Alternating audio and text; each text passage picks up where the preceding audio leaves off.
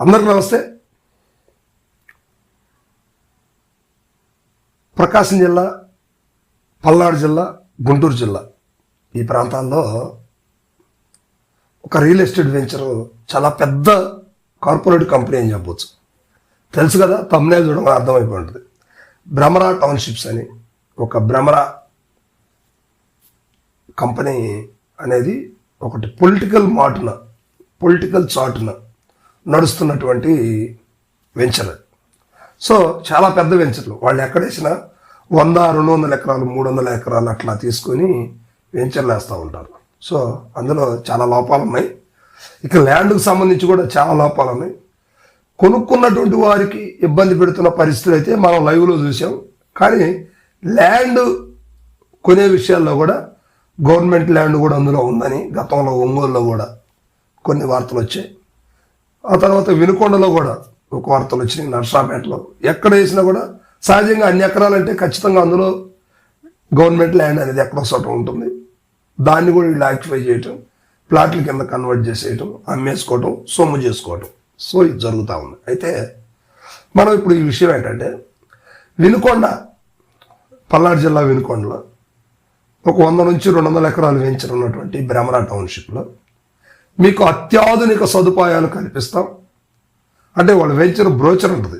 ఒక వెంచర్ ఉంటుంది, అందరికీ తెలిసిన విషయమే, ఇదే కొత్తగా నేను చెప్పేది కాదు. ఒక వెంచర్ ఉంటుంది. చిన్న చిన్న కంపెనీలు అయితే మేనేజ్ చేసుకోవచ్చు, ఎందుకంటే ఆ కంపెనీ ఓనర్ ఎవరైతే ఉన్నారో వాళ్ళతోటి డైరెక్ట్గా లబ్ధి అంటే కొనుక్కున్నటువంటి వ్యక్తి కస్టమర్ వెళ్ళి మాట్లాడుకోవచ్చు. కానీ ఇక్కడ మాట్లాడే పరిస్థితి లేదు, ఎందుకంటే 100,000 కోట్ల టర్న్ ఓవర్ జరుగుతున్నటువంటి ఒక పెద్ద టౌన్షిప్ ఇది. పైగా కూటమి ప్రభుత్వం సహాయ సహకారాలు సపోర్ట్తో నడుస్తున్నటువంటి భ్రమరా టౌన్షిప్. సో ఆయన ఎవరో కాదు, గళ్ళ రామచంద్రరావు గారు. సో వీరి భార్య గారు అయినటువంటి, ఆయన భార్య గారి పేరు చెప్తే అందరికీ తెలుస్తుంది, ఆమె గళ్ళ మాధవీలత గారు. సో ఇప్పుడు గల్లా మాధవి గారు గుంటూరు వెస్ట్ ఎమ్మెల్యేగా ఉన్నారు. సో ఈమె గతంలో కూడా వార్తల్లో నిలిచారు, మన అందరికి తెలుసు. ఆ తర్వాత అంబటి రాంబాబు గారిని వారింటికి వెళ్ళి ధ్వంసం చేసిన ఘటనలో కూడా గల్లా రామచంద్రరావు గారి పాత్ర ఉందనే మాటలు కూడా వినిపించాయి. సో అవన్నీ పక్కన పెడదాం. సో ఇప్పుడు తెలుగుదేశం పార్టీ సపోర్ట్ తోటి నడుస్తున్నటువంటి భ్రమరా టౌన్షిప్ మీద వినుకొండ ప్రాంతానికి చెందినటువంటి లబ్ధిదారులు అంటే కొనుక్కున్నటువంటి వ్యక్తులు, కస్టమర్లు, మాకు అత్యాధునిక సదుపాయాలు కల్పిస్తామంటూ లక్షల్లో మా దగ్గర వసూలు చేసుకొని ఎటువంటి అక్కడ సదుపాయాలు లేకుండా జస్ట్ ప్లాట్ మాత్రం, రోడ్లు మాత్రం వేసి వదిలిపెట్టేశారు. మేము దానివల్ల ఇబ్బంది పడుతున్నామంటూ స్థానిక పల్నాడు జిల్లా ఎంపీ అంటే నర్సరావుపేట ఎంపీ లావు శ్రీకృష్ణదేవరాయలు గారికి ఫస్ట్ విన్నవించారు. ఎందుకంటే వాళ్ళంతా సోదరభావంతో కలిసి ఉన్నటువంటి వ్యక్తులు కదా, ఒకే ఉమ్మడి జిల్లా గుంటూరు జిల్లాకు చెందినటువంటి వ్యక్తులు. ఆయన ఎంపీ, ఆమె ఎమ్మెల్యే. ఇలాంటప్పుడు వాళ్ళు ఎందుకు చర్యలు తీసుకుంటారు? తీసుకోరు కదా. సో తర్వాత వినుకొండ శాసనసభ్యులైనటువంటి జీవి ఆంజనేయులు గారు కూడా విషయం చెప్పడం జరిగింది. ఆయన కూడా పట్టించుకోలేదు. ఎందుకు? కూటమి నేతలే. ఇక తర్వాత పోలీస్ స్టేషన్కి వెళ్ళి విన్నవించుకున్నారు.